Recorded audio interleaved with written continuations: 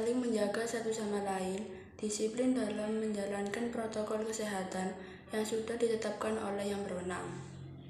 Dalam hal ini, pemerintah Republik Indonesia melalui Kementerian Kesehatan telah menetapkan protokol 5M.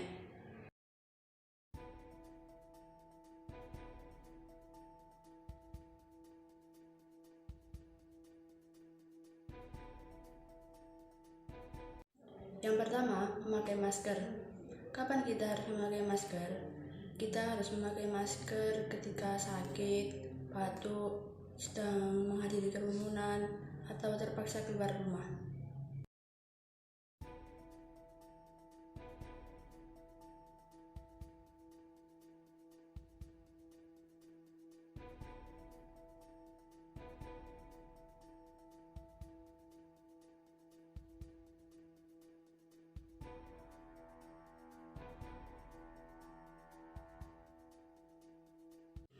Yang kedua, mencuci tangan.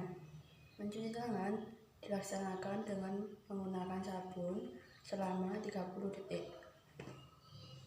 Bisa dilakukan ketika setelah bepergian, setelah memegang benda-benda di sekitar kita, setelah melakukan apapun yang sekiranya membuat tangan kita menjadi kotor.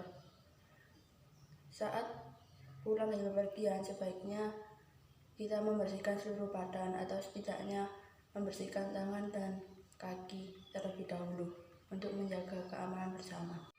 Saat harus terpaksa keluar rumah, protokol juga harus tetap dilaksanakan ya, termasuk membasuh tangan. Tetapi untuk lebih efektif dan praktisnya bisa menggunakan hand sanitizer. Penggunaannya sama dan kegunaannya pun juga sama. Hand sanitizer mengandung alkohol untuk membunuh kuman-kuman yang ada di tangan kita.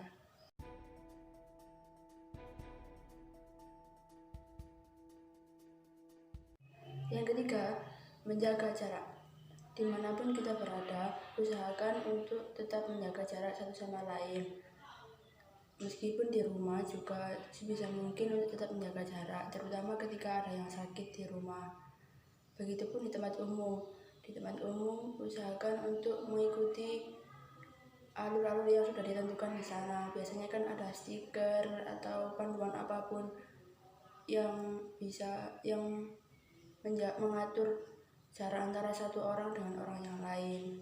Selain untuk menjaga kesehatan bersama, budaya ini jika terus dilakukan bisa menjadi budaya yang sangat positif. Kita terbiasa untuk mengantri satu sama lain sehingga kehidupan akan semakin tertib.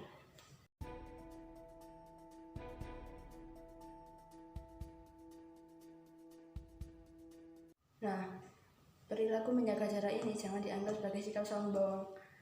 Karena dalam kondisi pandemi seperti ini kita harus saling mengerti satu sama lain untuk menjaga kesehatan kita, kesehatan keluarga kita, kesehatan orang-orang di sekitar kita dan semuanya, karena kita tidak akan tahu bagaimana penyebarannya yang jelas dan pasti. Yang keempat, menjauhi kerumunan. Biasanya kan di era-era normal sering ada kegiatan kumpul-kumpul bersama atau kegiatan apapun yang melibatkan banyak orang. Sekarang ini pemerintah sudah membatasi kerumunan-kerumunan, baik acara pesta atau hanya sekedar kumpul-kumpul nongkrong bareng. Semua dibatasi melalui ketentuan tertentu. Kalaupun ada kerumunan, orangnya juga ada ketentuannya dengan ruang sekian. Itu pun juga harus menerapkan protokol kesehatan yang ketat. Yang kelima, mengurangi mobilitas. Mobilitas ini adalah perpindahan dari suatu tempat ke tempat yang lain. Indonesia ini termasuk mobilitasnya tinggi. Biasanya aja orang bisa bekerja dari satu kota ke kota yang lain, pagi dari kota A kemudian akan berangkat ke kota B, begitupun malamnya akan kembali ke kota asalnya, atau di waktu-waktu tertentu seperti mudik atau liburan semester akhir sekolah. Biasanya ada kegiatan liburan bersama atau kegiatan keluarga dan lain-lain. Semua itu sekarang dibatasi. Mobilitas yang diizinkan seperti pekerja pun juga dibatasi, maksudnya dikelompokkan dalam kelompok-kelompok tertentu. seperti nakes dan pekerja yang membawa ambulan dan lain-lain yang berhubungan dengan kesehatan, mobilitasnya masih bisa diizinkan, atau dinas pemerintah, atau kita masyarakat umum bisa keluar rumah atau bepergian ketika kita membutuhkan pangan atau kondisi darurat yang lainnya, seperti ketika ada keluarga kita yang sakit dan kita harus membawa ke rumah sakit, itu bisa dilakukan.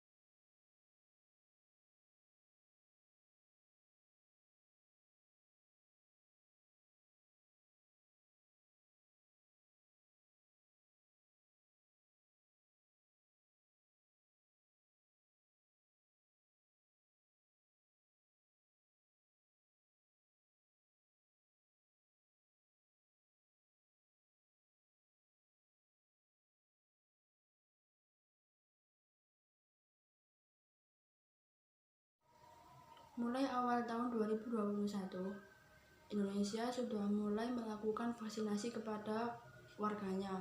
Diawali dengan golongan-golongan prioritas, yaitu tenaga kesehatan, diikuti dengan tenaga pendidik, dilanjutkan dengan seluruh masyarakat.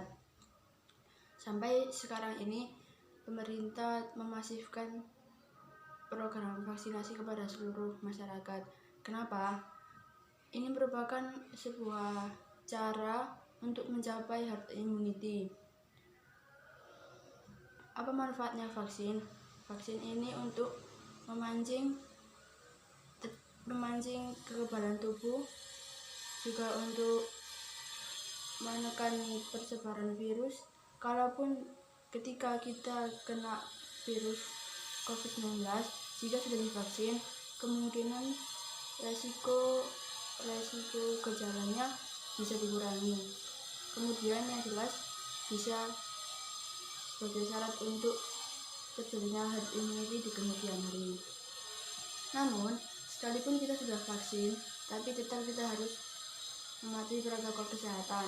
Vaksin ini bukan obat, jadi vaksin ini hanya untuk memancing kekebalan tubuh kita untuk siap menghadapi virus waktu-waktu. Sekarang ini mulai usia lebih dari 18 tahun atau kurang dari 18 tahun sudah diperbolehkan untuk menerima vaksin. Ketika akan vaksin, pastikan kondisi tubuh dalam kondisi sehat dan benar-benar fit. Kemudian, konsultasikan kesehatan atau yang memiliki penyakit bawaan seperti darah tinggi, lebih baik konsultasi ke dokter terlebih dahulu untuk melihat apakah jika dilakukan vaksin kondisi masih memungkinkan. Atau untuk lebih baiknya, yang ingin melakukan vaksin bisa konsultasi ke dokter untuk benar-benar melihat apakah ada penyakit yang sekiranya akan mempengaruhi jika dilakukan vaksin. Saat ini vaksin dilakukan dengan 2 dosis. Antara dosis pertama dan kedua biasanya jaraknya kurang lebih sekitar 2 minggu, melihat vaksin apa jenis mana yang digunakan. Di Indonesia ini sekarang yang beredar ada jenis Sinovac, AstraZeneca, Moderna, dan lain-lain. Kenapa kita harus vaksin dalam kondisi sehat dan fit? Karena pastinya vaksin ini memiliki efek samping, tergantung kekebalan tubuh kita yang menerima vaksin tersebut. Jadi pahami benar-benar apa yang dibutuhkan ketika akan vaksin dan siapkan kondisi sebaik-baiknya supaya nanti jika ada keluhan atau efek itu tidak terlalu parah. Pada akhirnya, vaksinasi maupun protokol kesehatan ini hanyalah usaha untuk kita semua. Untuk kesuksesan dan keberhasilan pandemi ini merupakan tanggung jawab bersama. Tidak bisa yang melakukan prokes atau vaksin hanya sebagian orang atau sebagian kelompok, tetapi semua lapisan masyarakat yang harus saling mendukung satu sama lain. Jadi, marilah kita terus melaksanakan protokol kesehatan baik yang sudah vaksin atau yang belum vaksin. Dan bagi yang memenuhi syarat untuk melakukan vaksin, silakan untuk melakukan vaksin. Dan juga jangan lupa berdoa kepada Tuhan supaya semuanya tetap baik-baik saja.